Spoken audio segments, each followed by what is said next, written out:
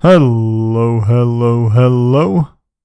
Today we're going to be doing something a little bit different. We're going to do an EDH deck tech. Now, if you notice a change in the tone of this video, it's because I take Commander very seriously. Today I'm going to be doing a deck tech on one of my favorite commanders, Kruphix, the God of Horizons.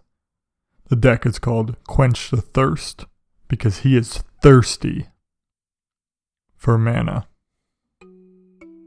But before we start, let's go over some notes for my EDH decks from here on out. One is that they're kind of budget-ish. They're usually more than $100, but I don't spend an insane amount of money on them. Two, I never spend more than $5 on a card. So if you see a card in here that's more than $5, it was probably given to me, or I packed it, or I found it in a bulk bin where it wasn't supposed to be in. And finally, the commander is priceless. It can be over $5, but it normally isn't because I'm poor as fuck. So Kruphix is the God of Horizons. For 3, a green and a blue, you get an indestructible enchantment creature god. For 7, you have no maximum hand size, and if unused mana would empty from your mana pool, it becomes colorless instead. So it stays in your mana pool as colorless mana, and you or your mana pool kind of become this bank or battery for mana. And that's generally the theme of this deck, is just to make insane amount of mana. So let's start off by looking at our ramp for this deck. Pretty simple, we have all the 1/1 mana dorks. In the elves, pretty basic, they tap for green. Moving on, we have variations of the mana dorks. You get some different stuff with the Arbor Elf, it untaps a forest, Boreal Druid only taps for a colorless, and Tree Speaker can tap for 2 mana when you level it up. Not much to say about these guys, they're pretty basic and they get you the mana you want. Moving on to our mana rot. What? I never buy individual cards over $5. So. What the fuck? Yeah, I have a mana crypt. I know, it's half the budget of the fucking deck, but when you get lucky and pack one, I'm gonna use it. So deals. But we have a mana crypt, a soul ring, and the Simic Signet, or the bar soap in the bathtub. No offense to the artists, but the original Ravnica Signets weren't that great. Bruh, look at this dude. Wait till you see the... No.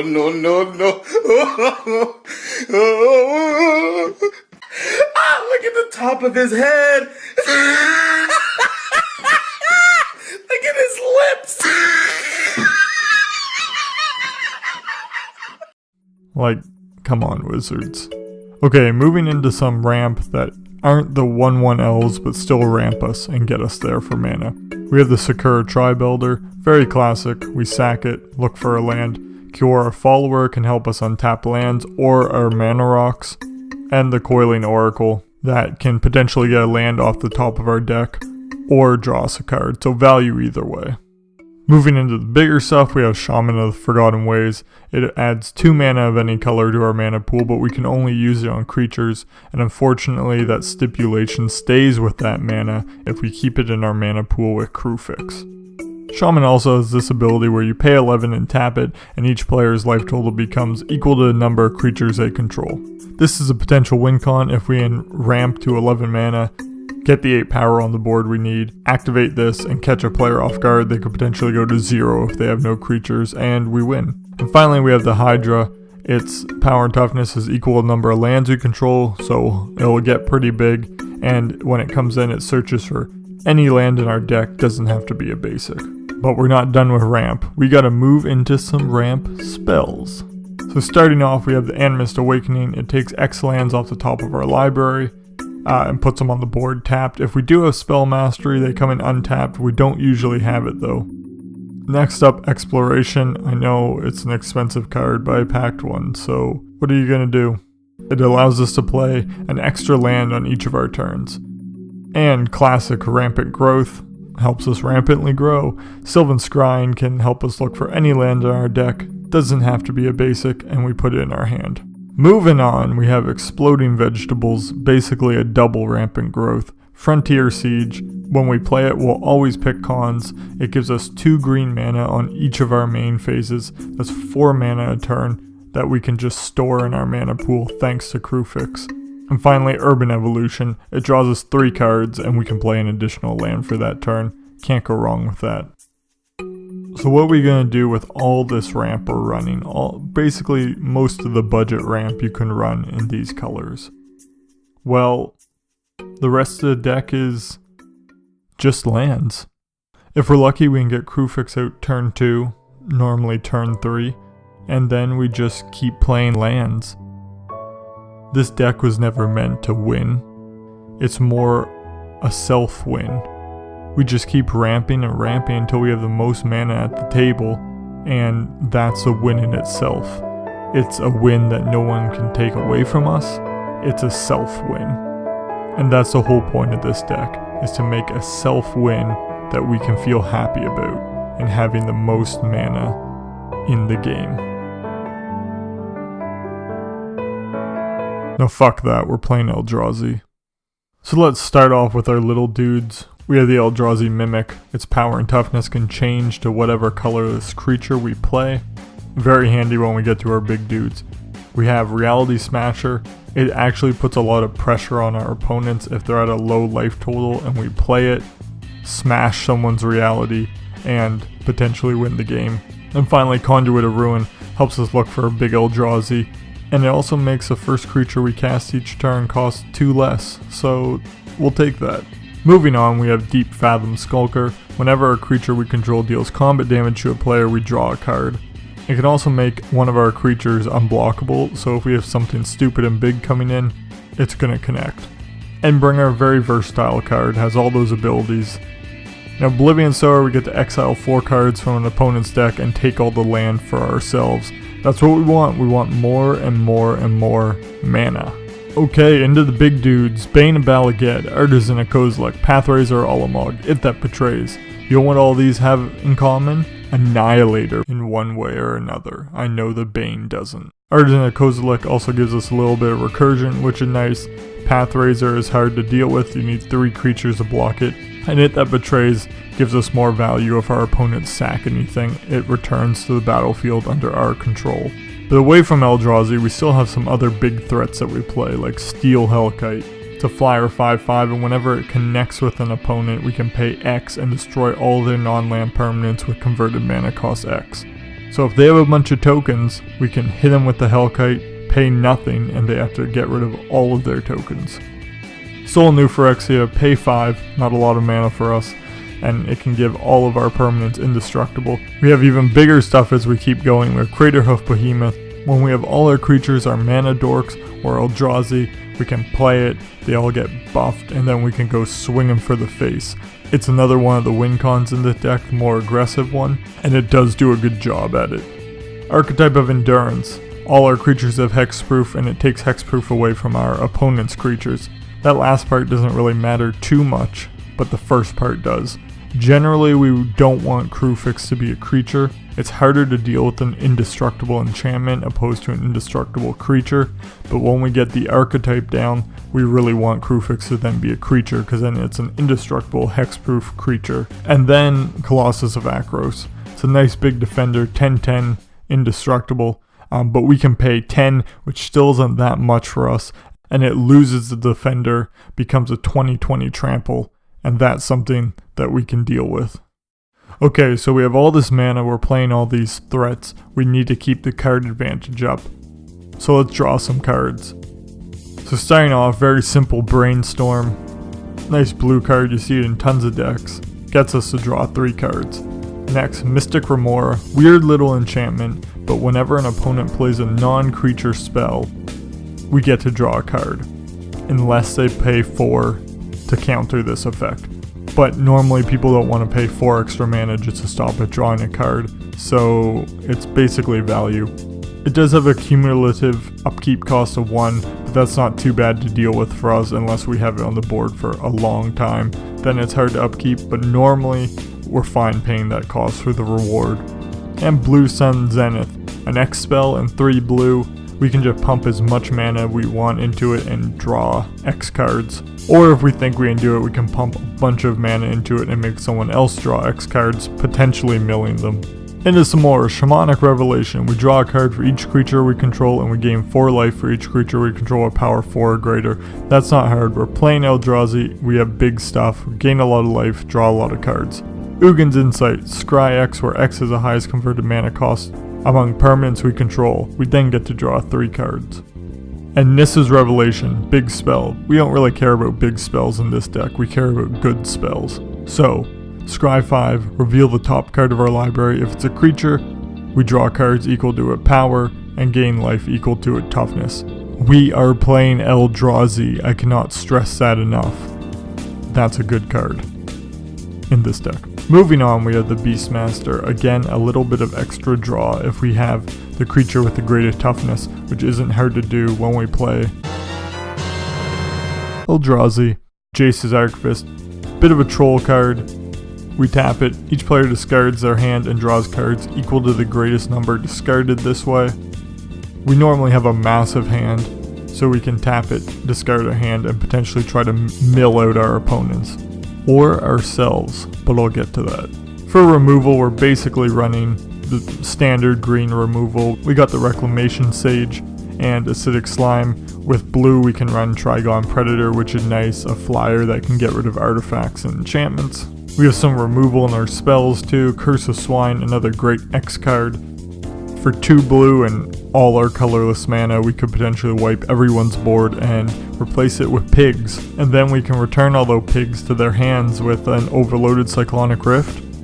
7 mana instant isn't hard for us. And we are actually running 1 counter in the deck, Plasm Capture. And that's because when we counter a spell, we get X mana equal to that card's converted mana cost on our next upkeep. There isn't much interaction with the deck, you just play your big threats and make a lot of mana, so we don't have too much removal. Moving on with more support, we have Wildest Dreams, can bring us some stuff back from our graveyard, especially if we just dumped our hand with the Archivist. We don't have that much recursion in the deck, we have Wildest Dreams and the Artisan and Kozilek, so if our graveyard does get exiled, we're not that butthurt. Quest for Renewal is Pseudo Vigilance, all our creatures untap on our opponent's upkeep, so we can tap all our mana dorks at the end of our turn, put the mana into our mana pool, and they untap on an opponent's turn. We can tap again to just get more mana and quench that fucking thirst. Quarter Calling, X spell, and 3 green. Look for a creature card with converted mana cost X or less, put it from your library onto the battlefield. In our case, it basically reads, look for a creature in your library, put it on the battlefield, because we'll always be able to pay the maximum cost of 12 to get any creature in our deck. More support, we have From Beyond. At the beginning of our upkeep, we get a 1/1 Eldrazi we can sack for mana. We can also sack the enchantment to look for an Eldrazi and put it into our hand. Levitation, all our creature get flying. Some people would say that Wonder is better or Archetype of Imagination. But I like just the randomness of this card, and it's an enchantment, so it's harder to deal with. And finally, Asceticism. All our creatures get hexproof, similar to Archetype of Endurance. If this is out, we really want Kruphix to be a creature. But we can also regenerate any creature we control, but also any creature our opponents control. Okay, we're getting close to wrapping up here. We have Nissa from Amonkhet, the only X-Planeswalker. Her big aspect is her 0 cost. Look at the top card of our library. If it's a land card or a creature card with converted mana cost X or less, it comes to the battlefield. We can just play her for 15x, and then if we flip a creature, we get a free creature, potentially an Eldrazi. Rashmi is a one-time cascade for us on each turn. Can't go wrong with that value. And then we have Zoologist, which isn't a great card. You can take it out, it's just a pet card of mine, so I have it in there. So we've been over that we make a lot of mana, and we draw a lot of cards. And we went over a few win cons, but do we have a I win the game combo or moment in this? And we do. We have the Lab Maniac, so if we were to draw a card while a library is empty, we win the game. So that's great if we mill ourselves out, which we sometimes do. But we also have Psychosis Crawler, so whenever we draw a card, we ping our opponents for 1. So if we do a big spell where we draw a bunch of cards, we're pinging all of our opponents for that number of cards.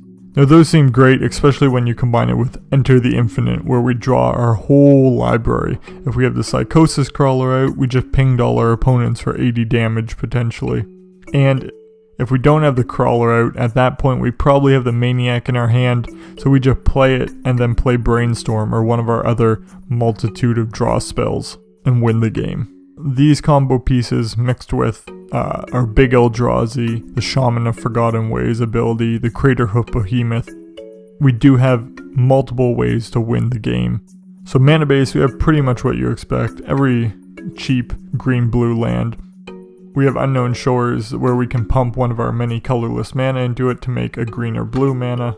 Evolving Wild, Terramorphic Expanse, pretty standard, some filtering. Crumbling Vestige, it comes in, we can make a blue or green mana. Rogue's Passage can make one of our big threats unblockable. We do need colorless mana in this deck for some of our Eldrazi, so that's why some of the lands are in here. They provide the colorless mana and the benefits that they bring, including Alchemist's Refuge.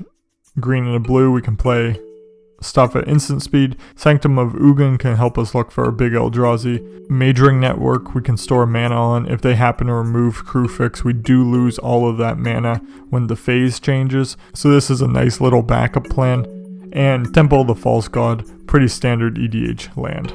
Finishing it up, we have Mosswort Bridge. We can look at the top 4 cards of our library, exile 1, and if we have 10 or more power on the field, we can play it for free. That's super easy to do with Eldrazi. And then we have 14 forests and 10 islands to make 37 lands.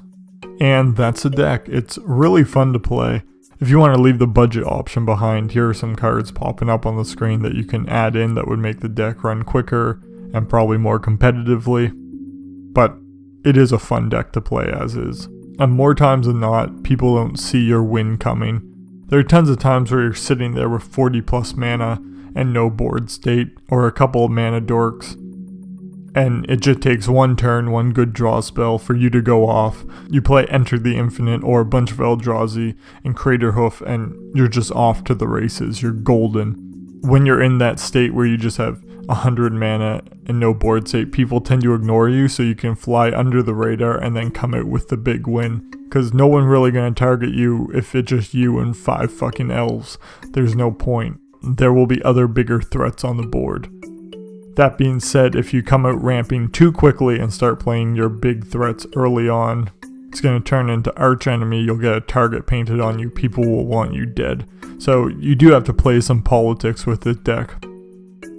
So if you like the video, like, subscribe. More EDH videos are coming. I really love the format. It's my format.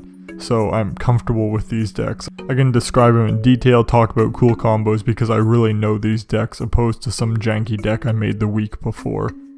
So be sure to let me know if you like these. I'm going to keep making them. So have fun, keep on playing your jank, and I'll see you next time.